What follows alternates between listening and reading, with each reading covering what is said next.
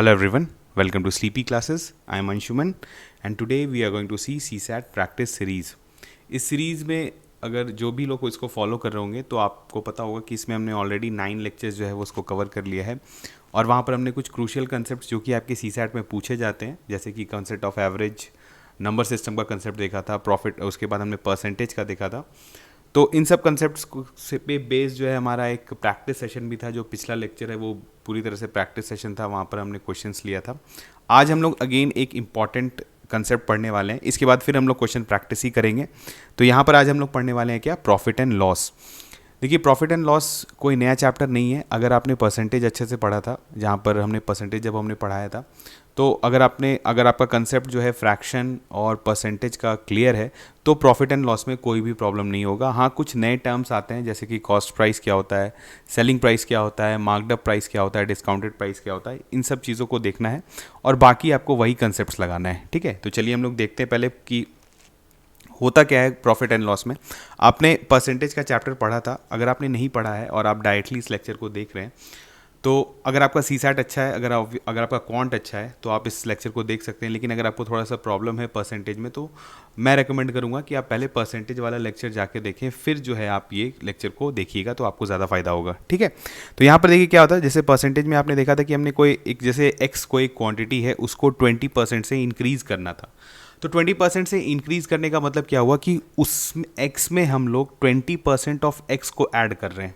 अब 20% of x क्या होता है, तो 20% का जो फ्रैक्शन होता है वो क्या होता है, 1/4 होता है। यानी एक्स में जो है हम लोग क्या जोड़ रहे थे, x/4 ये हो रहा था।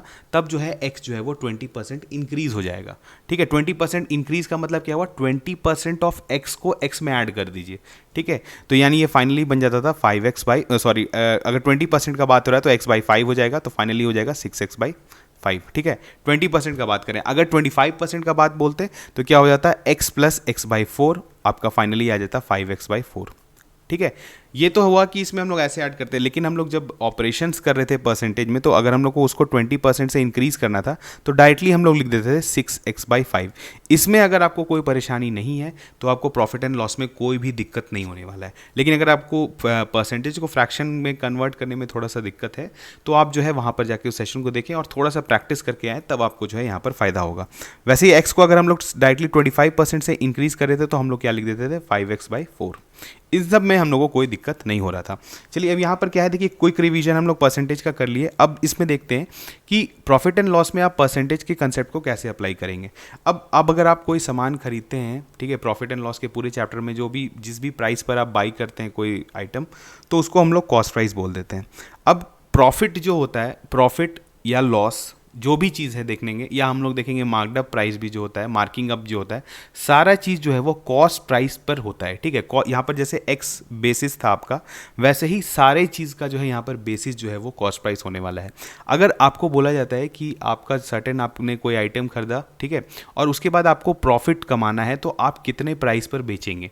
जैसे एग्जाम्पल है कि जैसे उसको 20% प्रॉफिट कमाना है, ठीक है, तो बेसिकली क्या करना है, आपको CP का 20% CP में ऐड कर देना है, तो वो आपका सेलिंग प्राइस बन जाएगा। मतलब क्या हुआ कि CP बाई अगर हम लोग 5 कर दें, फाइनली जो हो जाए आपका कितना हो जाए, 6/5 CP, ये हमारा जो है वो सेलिंग प्राइस हो जाएगा। अब जैसे यहाँ पर x में हम लोग x को इंक्रीज़ कर रहे थे, वैसे ही आपको CP को इंक्रीज़ करके 20% इंक्रीज़ करके जो है आपको बेचना है, तो फाइनली आपका जो है वो सेलिंग प्राइस बन जाएगा। तो अगर अब आपने ये समझ लिया होगा, तो अब चलिए हम लोग एक बेसिस मतलब आपको एक स्टेटमेंट देते हैं कि बताइए हम लोग ने एक बॉल ख़रीदा, ठीक है, और हमको उस पर जो है 25% प्रॉफिट कमाना है। ठीक है, बॉल हमने खरीदा था C प्राइस पर और हमको 25% प्रॉफिट कमाना है, तो मेरा सेलिंग प्राइस क्या होगा, जल्दी से बताइए। तो सेलिंग प्राइस बेसिकली क्या हो जाएगा उसका, 5C/4। ठीक है, डायरेक्टली आपको सेलिंग प्राइस और कॉस्ट प्राइस के बीच का रिलेशन लिख देना है। अगर आप ये लिख दे रहे हैं तो फिर आपको इस चैप्टर में कोई भी परेशानी नहीं होगा।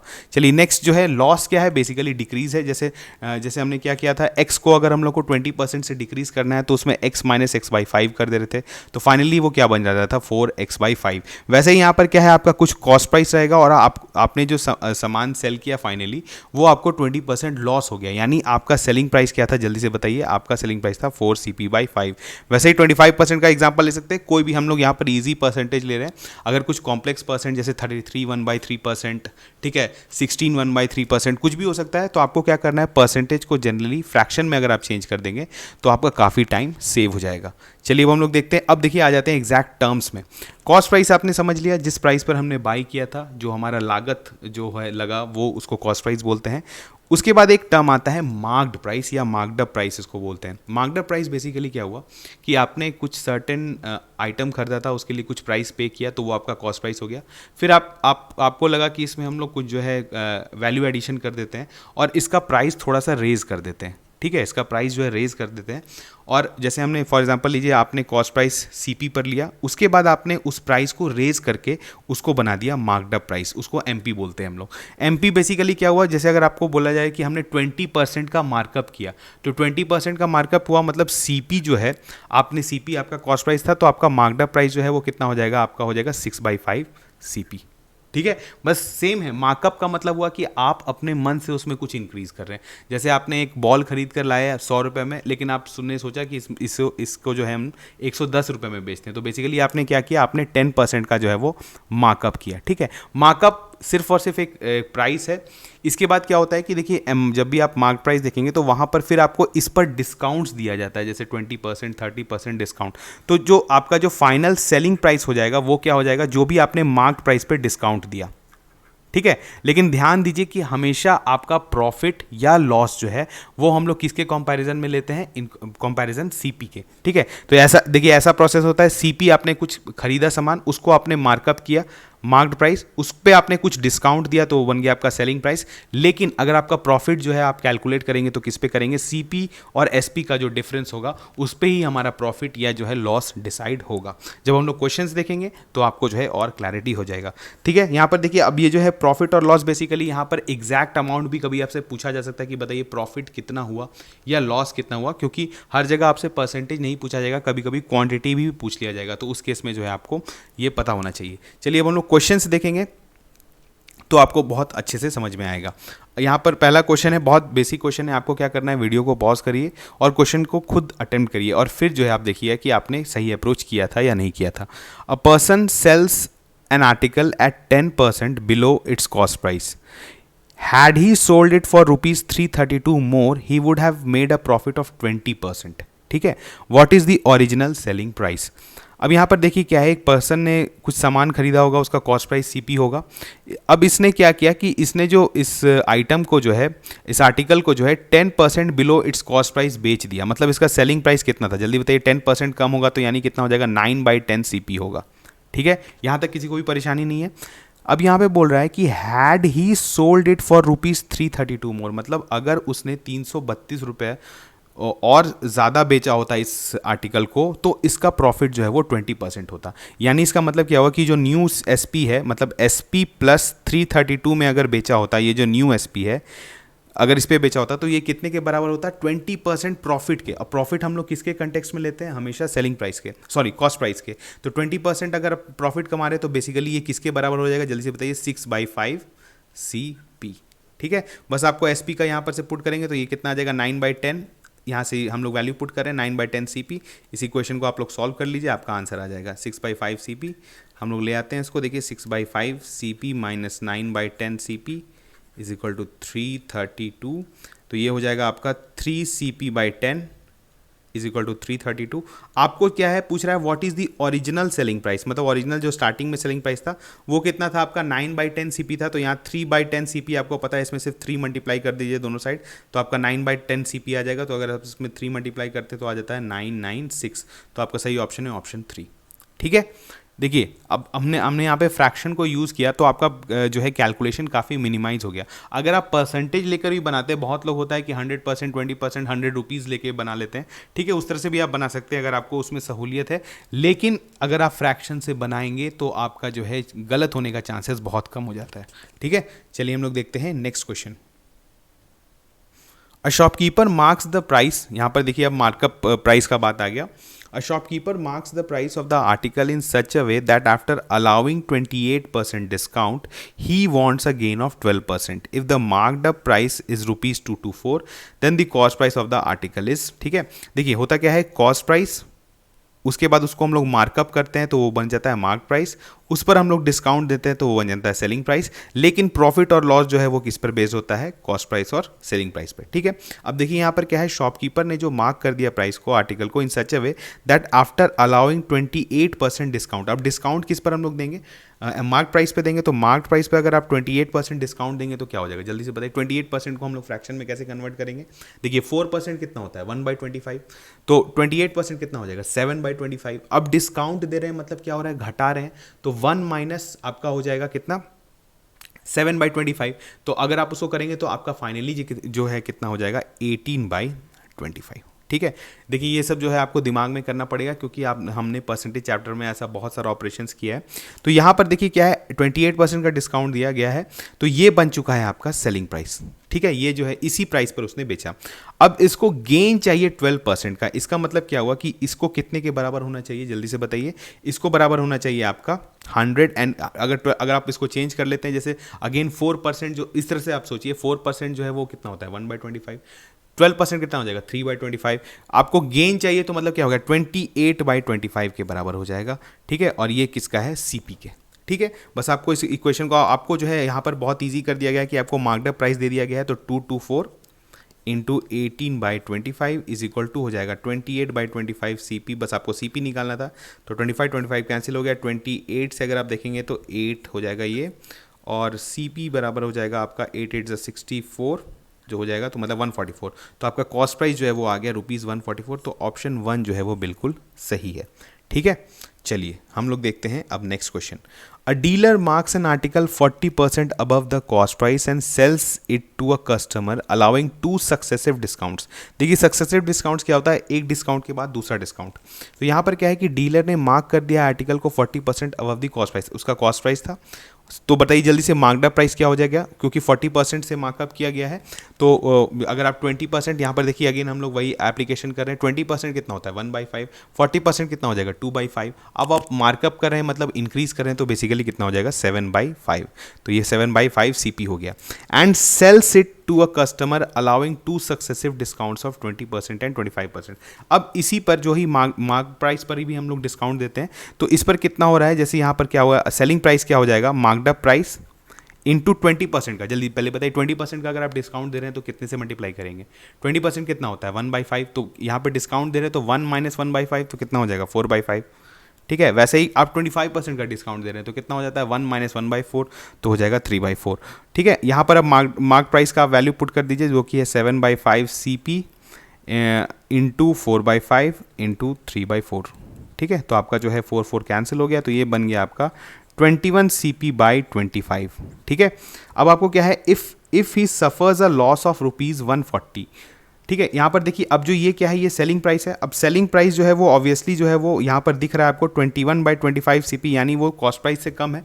अब कितना कम है, तो आप इसको कैसे लिख सकते हैं, देखिए इसको हम लोग जस्ट कन्वर्ट करें, CP माइनस 4 CP/25. तो यानी कितना कम है सीपी में, 4 CP/25. और ये कितने के बराबर है, ₹140 के. तो यहाँ पर हम लोग कर लेंगे 4 CP/25.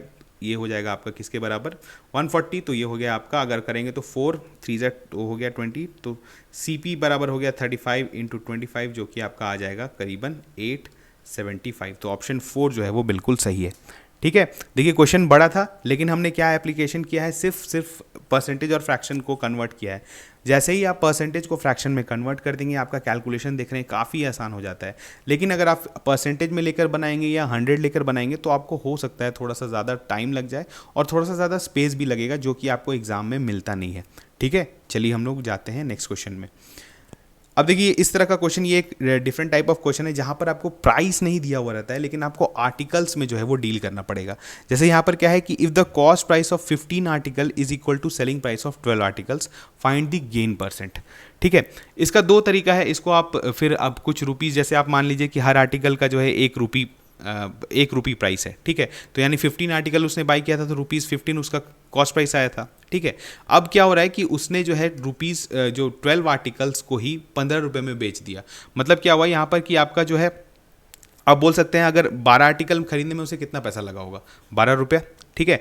और 15 उसको उसने कितने में बेच दिया, ₹15 में, तो आपका प्रॉफिट परसेंटेज कितना हो गया, सॉरी पहले प्रॉफिट देख लेते हैं। तो ₹3 हुआ, और कितने में 12, अगर ₹12 में इसको 15 का प्रॉफिट हो रहा है, यानी कितना का 3 का प्रॉफिट हो रहा है। तो 3 डिवाइडेड बाई 12 इंटू 100 कर देंगे तो आपका आ जाएगा 3/4, तो आपका 25% जो है वो प्रॉफिट है। इस तरह से भी आप सोच सकते हैं, हमने यहाँ पे रुपी के टर्म में लिया। ऐसे आप सोचिए कि आपका जब आपने 15 आर्टिकल खरीदा था, ठीक है, और 12 आर्टिकल को ही बेचकर आपने जो है वो 15 आर्टिकल का दाम निकाला है, यानी क्या हुआ कि 12 आर्टिकल बेचने पर आपको 3 आर्टिकल का जो है वो प्रॉफिट हो गया। तो इसको आप ऐसे लिख सकते थे 3/12 इंटू 100, तो भी आपका 25% आता, ठीक है। बस आपको सोचने का तरीका, अगर आप रुपी से समझ सकते हैं तो अच्छा है, वो भी आप समझ सकते हैं। लेकिन अगर आप डायरेक्टली आर्टिकल के कंटेक्स्ट में देखेंगे तो आप इस क्वेश्चन को आराम से बना लेंगे, ठीक है। चलिए देखते हैं नेक्स्ट क्वेश्चन। ये है आपके यूपीएससी के सीसैट के क्वेश्चन 2080 में पूछा गया है। A shopkeeper sells an article at ₹40 and gets X% profit. However, when he sells it at ₹20, he faces same percentage of loss, ठीक है। What is the original cost of the article. यहाँ पर क्या है कि शॉपकीपर जो है वो एक आर्टिकल को ₹40 में जब सेल करता है तो उसको X% प्रॉफिट होता है। यानी अगर इसका जो है, अगर इसको हम लोग सेलिंग प्राइस जो 40 है, इस पर अगर सेल करता है तो इसका कितना हो जाता है X% प्रॉफिट। मतलब क्या हुआ, 100 + X divided by 100 into CP, ठीक है। अगर इसका सेलिंग प्राइस जो है वो 20 होता है तो कितना हो जाता है, इसको लॉस हो जाता है इतना ही, 100 - X divided by 100 into CP। बस आपको क्या करना है, हम लोगों को निकालना है इसमें एक्चुअली क्या है, ओरिजिनल कॉस्ट प्राइस निकालना है। तो आपको क्या करना है, बस आप इस दोनों को ऐड कर दीजिए तो आपका फाइनली आ जाएगा 60। और देखिए 100 + X, 100 - X जो है वो कैंसिल हो जाएगा, तो ऊपर बचेगा कितना, 200 डिवाइडेड बाई 100 इंटू CP। तो ये हो जाएगा 2CP = 60। तो CP जो है वो आपका आ जाएगा ₹30। तो सही ऑप्शन था ऑप्शन सी। बहुत इजी क्वेश्चन है। देखिए जो आपकी एग्जैक्ट एग्जाम में पूछा जाता है वो बहुत इजी क्वेश्चन होता है। यहाँ पर 100 + X हमने क्यों किया, क्योंकि X% का प्रॉफिट हो रहा था, और यहाँ पर दूसरे वाले केस में जो है वो X% का लॉस हो रहा था। चलिए हम लोग देखते हैं नेक्स्ट क्वेश्चन। अब यहाँ पर क्या है, a person bought a car and sold it for ₹3 lakh, ठीक है। यहाँ पर जो है 3 लाख में उसने जो है किया और उसको सेल कर दिया, कि सेलिंग प्राइस दिया हुआ है आपका, ठीक है। If he incurred a loss of ₹20, उसको जो है लॉस हो रहा है 20% का, ठीक है। तो यानी क्या हो रहा है कि SP = हम लोग लिखेंगे कितना, 4/5 CP। क्यों, 20% का लॉस हो रहा है, और सेलिंग प्राइस आपका कितने के बराबर है, 3 लाख के बराबर है। तो आपको जो है क्या करना है, सिर्फ 4/5 CP करना है। आप जो है कैलकुलेट कर लेंगे तो ये करीबन आपका कितना आ जाएगा, जल्दी से बताइए। लगभग हो जाएगा 3,75,000, जो कि है आपका ऑप्शन डी। तो ऑप्शन डी जो है वो बिल्कुल सही था, ठीक है। चलिए देखते हैं नेक्स्ट क्वेश्चन। ये अगेन आपके 2017 में पूछा हुआ है सीसैट में। Gopal bought a cell phone and sold it to Ram at 10% profit, then Ram wanted to sell it back to Gopal at 10% loss. What will be Gopal's position if he agreed, ठीक है। यहाँ पर क्या है, देखिए ऐसा कुछ है, गोपाल जो है और राम है और फिर गोपाल है, ठीक है। तो यहाँ पर क्या हुआ है, गोपाल ने जो है राम, जैसे चलिए हम लोग क्या करते हैं कि गोपाल ने फ़ोन जो है वो ₹100 में बाई किया था, ठीक है। अब गोपाल ने राम को सेल किया कितने पर, 10% प्रॉफिट पे। तो बेसिकली जो है कितना 10% प्रॉफिट क्या होता है, अगर 10% प्रॉफिट है तो सिंपली आपको मल्टीप्लाई करना है 11/10 से, तो कितना हो जाएगा आपका ₹110। यानी राम को जो है वो फ़ोन पड़ा है ₹110, ठीक है। और गोपाल ने खरीदा था इसको ₹100 में, तो गोपाल को बेसिकली ₹10 का जो है वो प्रॉफिट हो चुका है फर्स्ट डील में, ठीक है। अब क्या है कि then Ram wanted to sell it back to Gopal at 10% loss. अब जो है राम क्या चाह रहा है कि अब उसको तो कॉस्ट प्राइस 110 पड़ा था, तो ये क्या कर रहा है, इसको बोल रहा है कि हम 10% लॉस पर बेचेंगे। 10% लॉस मतलब क्या हुआ, सिर्फ 110 को अगर आप जो है 9/10 से मल्टीप्लाई कर दीजिए तो कितना आ जाएगा आपका 99। तो यानी जो है राम जो है वो गोपाल को कितना पे सेल कर रहा है, ₹99 में, ठीक है, वो आइटम। अब क्या हो रहा है, what will be Gopal's position if he agreed. तो यानी क्या हो रहा है, देखिए यहाँ पर गोपाल को स्टार्टिंग में कितना पड़ा था, ₹100, और फाइनली जो है उसको वो सामान जो है कितने में मिल जा रहा है, ₹99 में। तो गोपाल को बेसिकली कितने का फायदा हो गया, अगर आप देखेंगे तो ओवरऑल जो है इसको ₹1 का जो है वो फायदा हो गया, ठीक है। और ₹1 का आपका फायदा है तो क्या पूछ रहा है आपसे कि परसेंटेज और गेन परसेंट पूछा है, तो 1/100 इंटू 100, तो आपका कितना हो जाएगा 1% गेन। तो आपका सही है ऑप्शन सी। ठीक है। देखिए ये जो सी सैट में जो क्वेश्चंस आते हैं एग्जैक्ट जैसे हमने देखा, ये देखिए 2020 में जो आया हुआ क्वेश्चन, ये बहुत बेसिक क्वेश्चन था। आपको अगर ये जो आता है अगर कि परसेंटेज को हम लोग फ्रैक्शन में अच्छे से कन्वर्ट करने अगर आप जान जाए, तो प्रॉफिट एंड लॉस जो है कोई नया चैप्टर नहीं है, वही बस परसेंटेज का एक्सटेंशन है। तो इसीलिए ज़्यादा इंपॉर्टेंट हो जाता है कि आप जो परसेंटेज वाला चैप्टर है उसको थोड़ा ज़्यादा पे उस पर इंफेसिस दें। और अगर आपको डिटेल लेक्चर देखना है तो जो क्वांट फॉर ऑल का जो हमारा स्लीपी क्लासेस गवर्नमेंट जॉब है वहाँ पर मैंने करा रखा है, पूरा परसेंटेज का जो है वहाँ पे सेक्शन है, वहाँ पर जाकर आप देख सकते हैं। ठीक है, तो चलिए हम लोग मिलते हैं नेक्स्ट लेक्चर में, तब तक थैंक यू।